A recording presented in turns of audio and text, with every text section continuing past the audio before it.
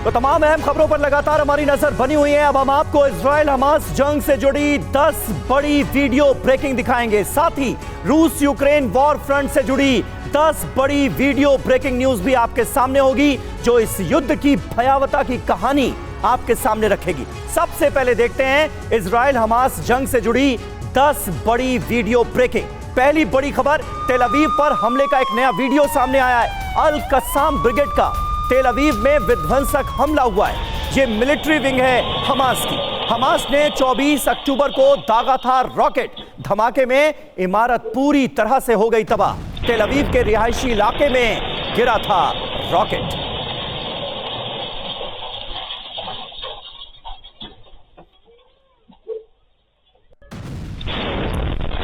एक और बड़ी खबर, इजराइल पर हमास का विध्वंसक हमला देखने को मिला है। हर्जलिया इलाके पर हमास ने दागे हैं रॉकेट। हमले के बाद हर्जलिया में अफरा तफरी देखने को मिली। रॉकेट अटैक में इजराइल में भारी नुकसान हुआ है।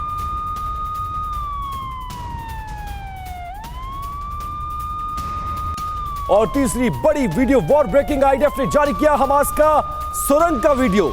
इजराइल का हमास की सुरंगों पर नया दावा सामने आया। अस्पताल, स्कूल और मस्जिदों और घरों के नीचे हमास के लड़ाकों ने सुरंगें बना रखी थी। और तस्वीरें आपके सामने देखिए, यही वो सुरंगें हैं जो हमास की सबसे बड़ी शक्ति है। और इसी का सहारा लेकर अब तक इस जंग में 23वें दिन भी हमास के लड़ाके बने हुए। लेकिन जैसे जैसे ग्राउंड ऑपरेशन तेज हो रहा है, उन सुरंगों तक आईडीएफ की फौज पहुंच रही है और बाकायदा अब उन सुरंगों का वीडियो भी जारी किया गया है। और चौथी बड़ी खबर, गाजा पर इजराइल का हवाई हमला। गाजा के नुसीरत इलाके में जबरदस्त अटैक हुआ है। बिलाल मस्जिद के पास जाकर गिरी मिसाइल। आईडीएफ के हमले में नुसीरत में भारी तबाही मची है।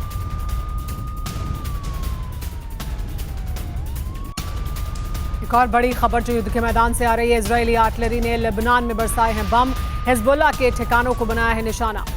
कफ्र शुबा इलाके में किया गया ये हमला।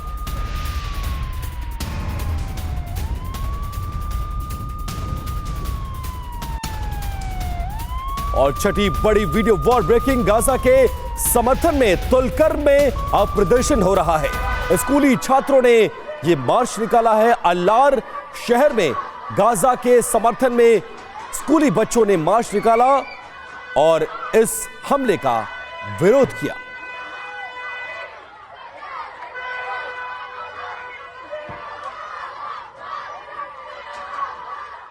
और बड़ी खबर है, हमास की अल कस्साम ब्रिगेड ने किया है बड़ा दावा। गाजा पट्टी के बेत लाहिया में इजरायली फोर्स पर हमला किया गया है। मिसाइल और स्नाइपर गन से इस ताजा हमले को अंजाम दिया गया। यह हमास की तरफ से बताया गया है कि उसकी मिलिट्री विंग अल कस्साम ब्रिगेड ने इस हमले को दिया है अंजाम।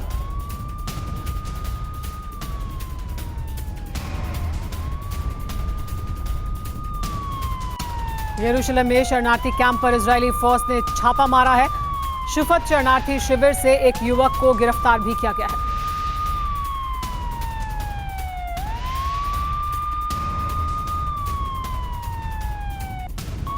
वही अगली बड़ी खबर वेस्ट बैंक से, जहां पर वेस्ट बैंक में इजरायली सेना और लोगों के बीच संघर्ष हो रहा है।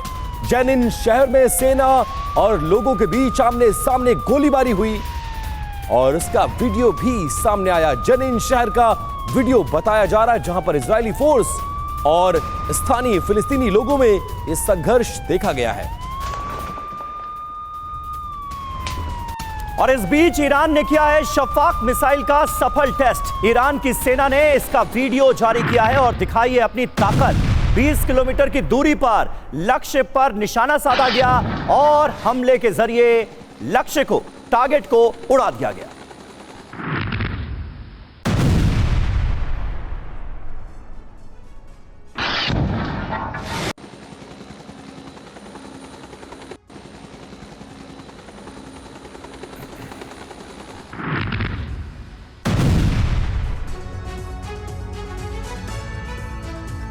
इस वक्त एक और बड़ी खबर आपको बता दें जो युद्ध के मैदान से आ रही है। गाजा में ग्राउंड ऑपरेशन को लेकर यह बड़ी जानकारी सामने आई है। आईडीएफ ने गाजा में और सैनिक भेजे हैं। गाजा में एक एक इंच आगे बढ़ रही है इजरायली डिफेंस फोर्स। अब गाजा में ही रहेगी इजरायली सेना, यानी वापसी नहीं करेगी, आगे बढ़ेगी। ऑपरेशन को तेजी से आगे बढ़ाया जाएगा और सैनिकों को भेजा जाएगा। आईडीएफ यानी इजरायली डिफेंस फोर्सेस लगातार अपने एक्शन को लेकर आगे बढ़ रही हैं, लेकिन अब जानकारी ये मिल रही है कि और सैनिकों को भेजा जाएगा ग्राउंड ऑपरेशन को आगे बढ़ाने के लिए। साथ ही जो इजरायली फोर्सेस दाखिल हो चुकी हैं गाजा के इलाके में, अब वो वापस नहीं आएंगी बल्कि आगे बढ़ेंगी, यानी इस ऑपरेशन का अगला फेज अब तेजी से आगे बढ़ाया जाएगा। और अगली बड़ी खबर, हमास के खिलाफ इजराइल का एक्शन देखने को मिला है। हमास के ठिकानों पर टैंकों से हमला शुरू कर दिया है इजरायली डिफेंस फोर्स ने, और इजरायली हमले में हमास के कई बड़े ठिकाने तबाह भी हुए हैं, और उसका ये ड्रोन वीडियो आपके सामने।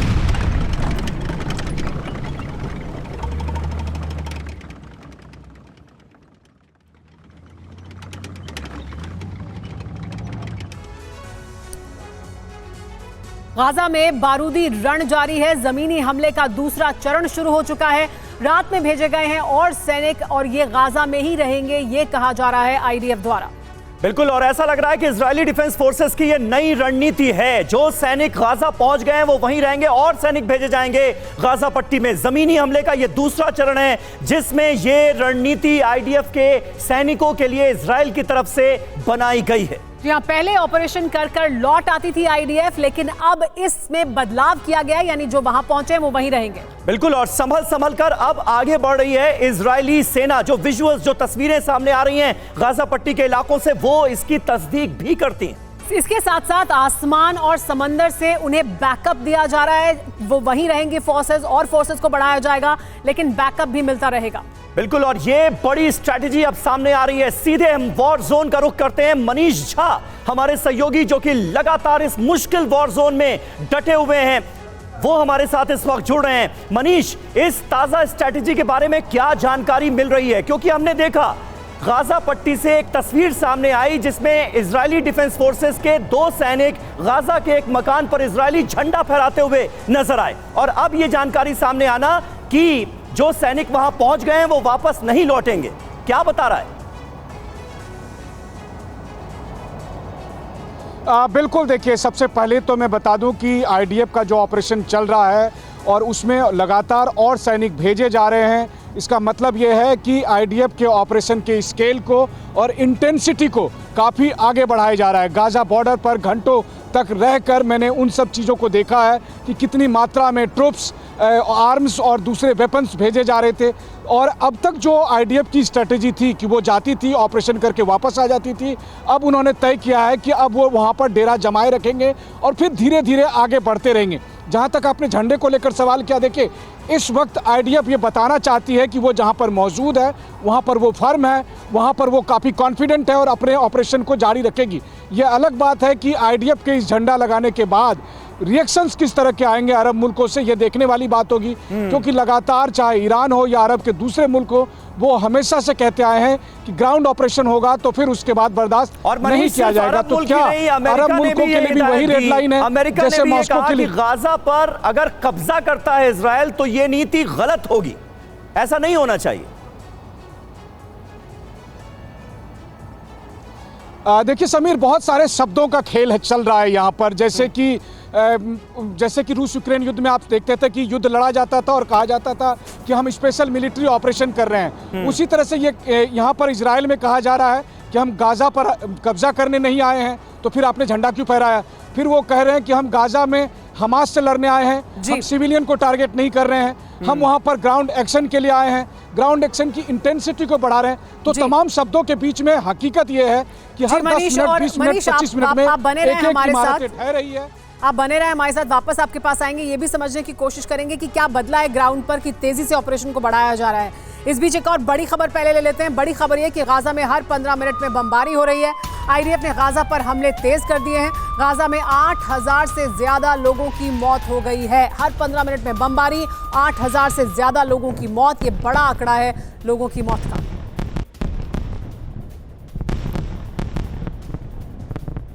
लेकिन लगातार गाजा में आईडीएफ की तरफ से बमबारी हो रही है और इसी वजह से जो ज़मीन पर फोर्सेस हैं उन्हें आसमान से और समंदर से बैकअप मिल रहा है। यानी पहले हवाई हमले किए जाते हैं और उसके बाद ग्राउंड फोर्सेस अब तेज़ी से आगे बढ़ रही हैं।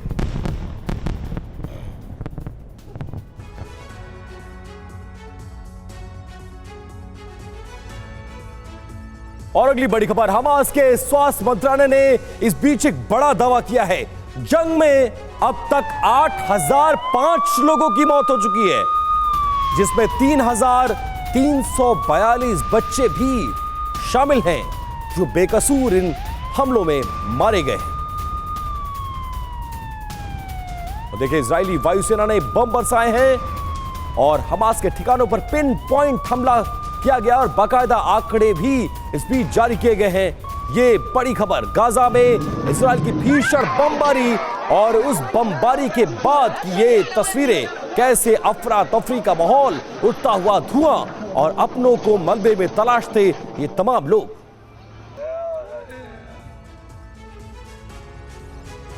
और अगली बड़ी खबर, फिलिस्तीन की सरकार के आंकड़ों पर आईडीएफ को भरोसा नहीं है। आंकड़ों पर आईडीएफ भरोसा नहीं कर रही है। इन आंकड़ों को किया जा रहा है इजराइल की तरफ से खारिज। हमास का प्रोपेगेंडा फैलाने की कोशिश कर रही है फिलिस्तीन की सरकार। यह कहा गया है, स्वास्थ्य मंत्रालय के आंकड़ों को यही कहते हुए किया जा रहा है खारिज। आईडीएफ के एक सीनियर अधिकारी ने टीवी 9 से बताया कि गाजा की हेल्थ मिनिस्ट्री के आंकड़ों पर गाजा में मौजूद पत्रकार भी भरोसा नहीं करते।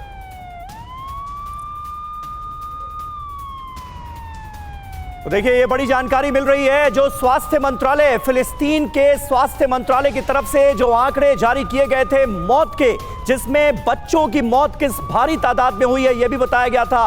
हमास प्रोपेगेंडा फैलाने की कोशिश कर रहा है, यह साबित करने की कोशिश की गई है इजराइल की तरफ से और इन आंकड़ों को किया गया है खारिज। और इस बीच गाजा में जो हालात बने हुए हैं, गाजा के हालात पर यूएन महासचिव गुतेरेस ने चिंता जताई है। गाजा की स्थिति बहुत खराब है, ये कहा है गुतेरेस ने। हर घंटे गाजा में लगातार बिगड़ रहे हैं हालात। खाना, पानी, दवाई और ईंधन की भारी कमी है जिससे जूझ रहे हैं गाजा में मौजूद आम लोग।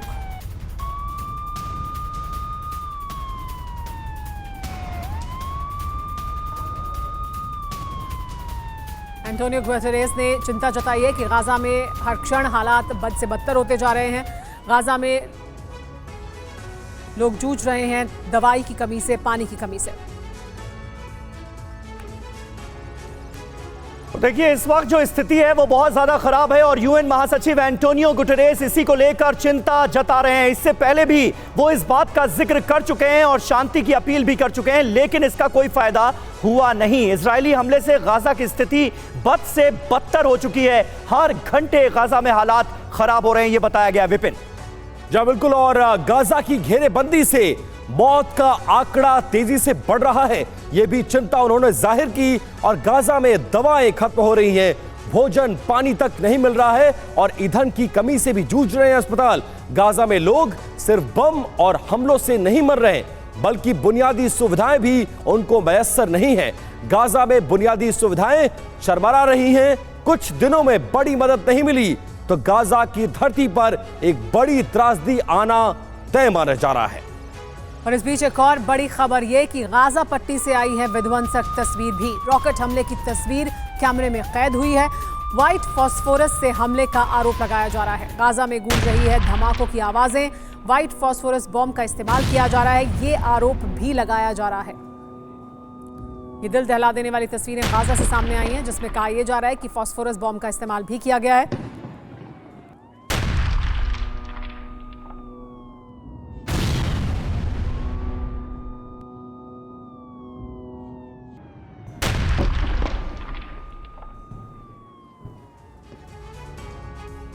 और टीवी 9 भारतवर्ष से बोले आईडीएफ के बड़े अफसर, हम हमास से युद्ध लड़ रहे हैं, मिलिट्री ऑपरेशन नहीं किया जा रहा है। इसे हमास के खिलाफ जंग करार दिया है इजरायली डिफेंस फोर्सेस ने। गाजा में अभी खाने का पर्याप्त सामान मौजूद है, पानी, मेडिकल सामान की भी कोई कमी नहीं है। अस्पताल में अभी चिकित्सा उपकरण भी मौजूद हैं, ये कहा है इजरायली डिफेंस फोर्सेस ने। इसे हमास के खिलाफ युद्ध करार दिया गया है और ये कोई मिलिट्री ऑपरेशन नहीं चलाया जा रहा है गाजा के अंदर, ये भी बताया गया है इजरायली डिफेंस फोर्सेस की तरफ से।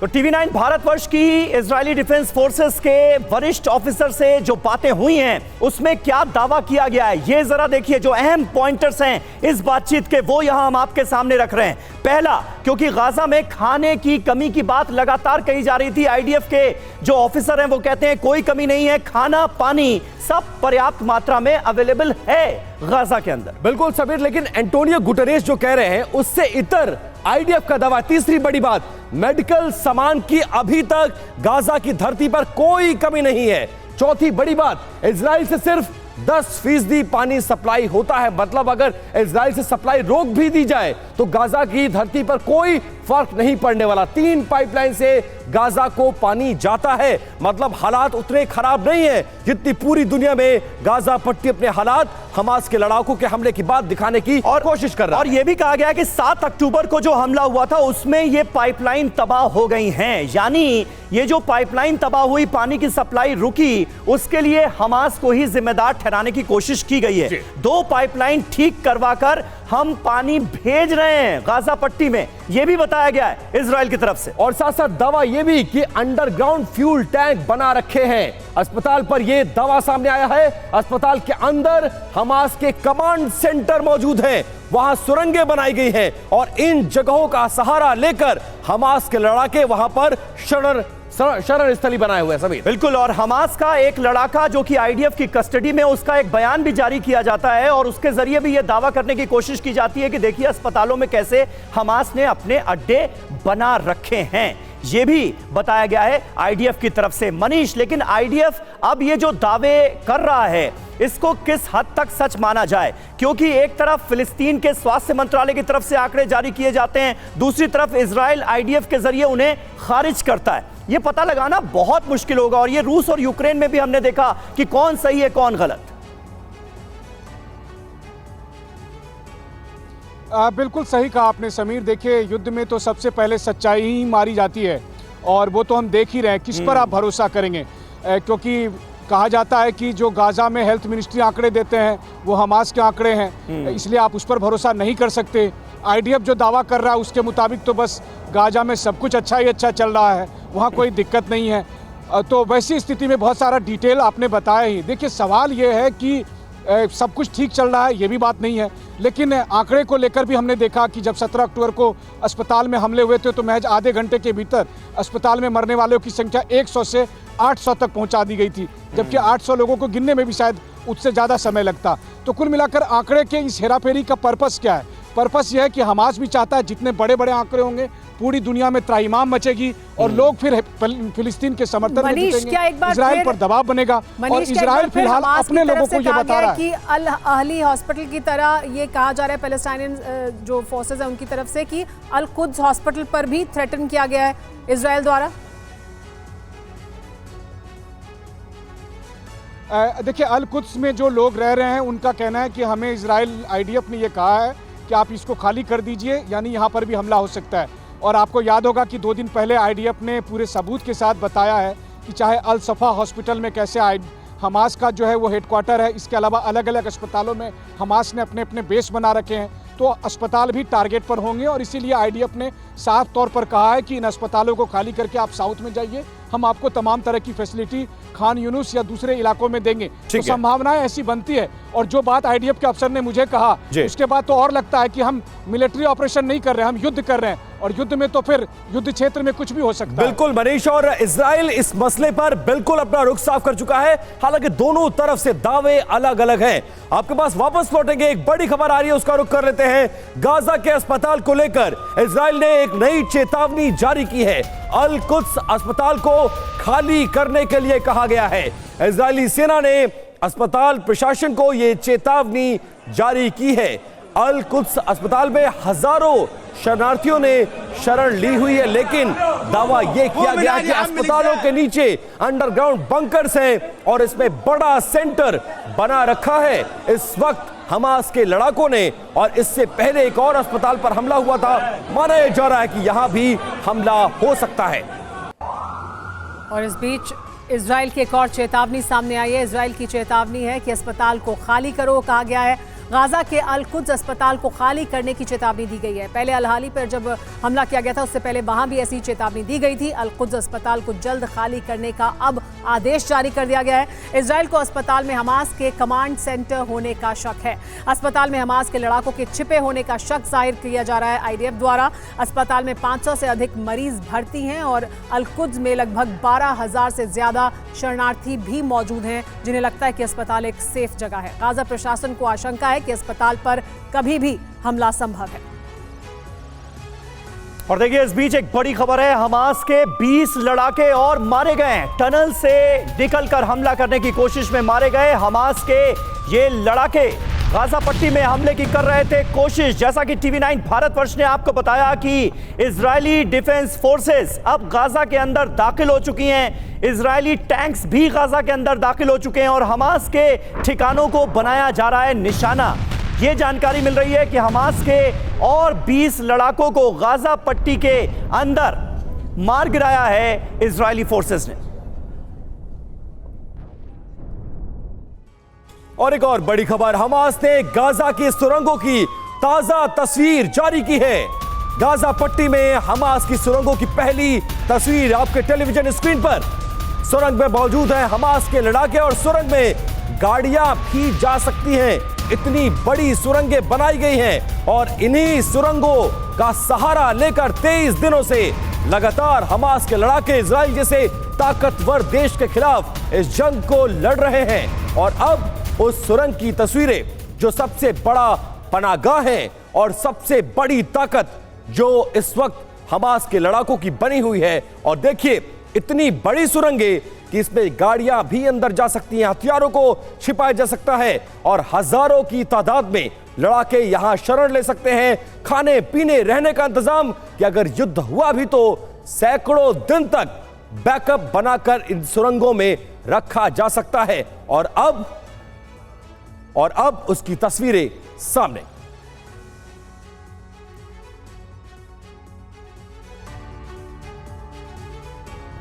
और देखिए गाजा में जो तिलस्मी सुरंगें पाई गई हैं उसके बारे में कुछ और जानकारी आपको दे दें। सुरंगों में पूरा वॉर रूम बनाकर रखा गया है। हमास का यह हेडक्वार्टर है। हथियारों का जखीरा इसी तरह की सुरंगों में छिपाकर रखा गया है और यहां से लगातार हमले किए जा रहे हैं। बेहद मजबूत हैं ये सुरंगें, घुमावदार सुरंगें। जो बंधक भी आपको याद होगा हमास की कैद से सामने आए थे, उन्होंने कहा था कि मकड़ी के जाले की तरह ये सुरंगें फैली हुई। बिल्कुल समीर, और देखिए रॉकेट और अन्य खतरनाक हथियारों को छिपाने का सबसे मुफीद जगह हमास के लड़ाकों की यही सुरंगें हैं। गाड़ियों को रखने तक की व्यवस्था है, मतलब इतनी बड़ी है ये सुरंगें कि जमीन से इन सुरंगों में गाड़ियां भी जा सकती हैं, छोटे टैंक्स भी जा सकते हैं। सुमेरा जी हाँ, बताया जा रहा है कि सुरंगों में छोटे टैंक भी जा सकते हैं, गाड़ी भी जा सकती है। यानी पूरा का पूरा शहर नीचे सुरंगों में ही बसा हुआ है। कंट्रोल रूम और लॉजिस्टिक सेंटर भी यहीं मौजूद है, कमरे हैं, हॉल हैं, वेयर हाउस हैं। यानी हमास ऐसा लगता है कि इन सुरंगों में ही रहता है और यहीं से काम करता है, जहां पहुंचना हालांकि बहुत जटिल है, ऐसा बताया जाता है।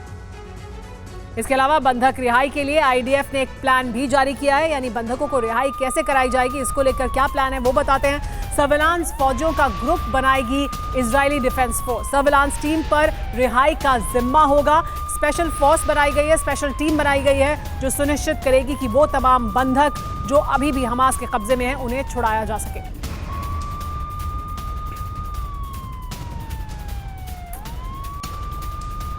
और इस बीच एक बड़ी खबर है, इजराइल ने वाटर पाइपलाइन शुरू कर दी है। इजराइल ने 3 में से दूसरी पाइपलाइन भी खोल दी है। अब गाजा को रोज 28.5 मिलियन लीटर पानी मिलेगा।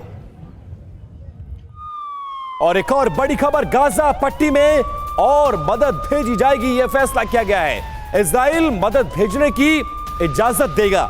गाजा के लोगों को दक्षिण की तरफ इसके लिए जाना होगा क्योंकि दूसरी जगहों पर जो बाकी के इलाके हैं वहां पर ऑपरेशन और तेज करने का फैसला किया गया है।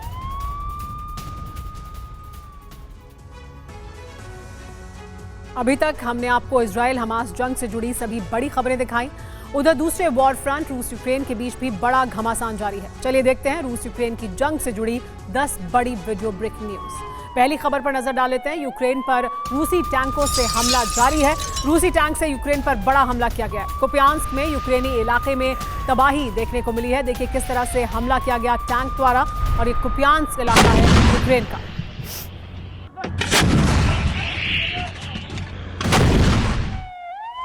और अगली बड़ी खबर, यूक्रेन का रूसी शहर पर हमला। हमले में होटल में लगी भीषण आग से होटल जलकर हो गया खाक। तस्वीरें आपके सामने।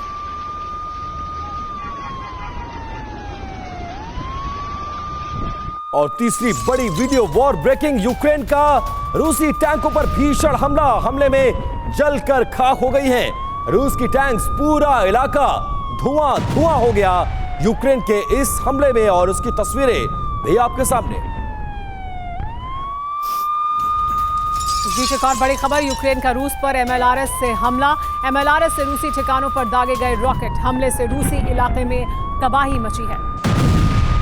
एमएलआरएस से कैसे रूसी ठिकानों पर रॉकेट दागे जा रहे हैं, उसकी तस्वीरें भी सामने आई हैं। और यूक्रेन का रूस पर मिसाइल से अटैक हुआ है। नीपर नदी के किनारे से मिसाइल अटैक को अंजाम दिया गया। स्वीडिश मिसाइलों का इस्तेमाल किया गया है यूक्रेन की तरफ से। और छठी वीडियो वॉर ब्रेकिंग, यूक्रेनी बॉर्डर गार्ड्स का रूस पर हमला देखने को मिला।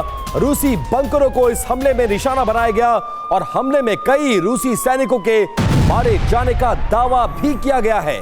लाइमन की दिशा से रूसी ठिकानों पर इस बार हमला बोला गया।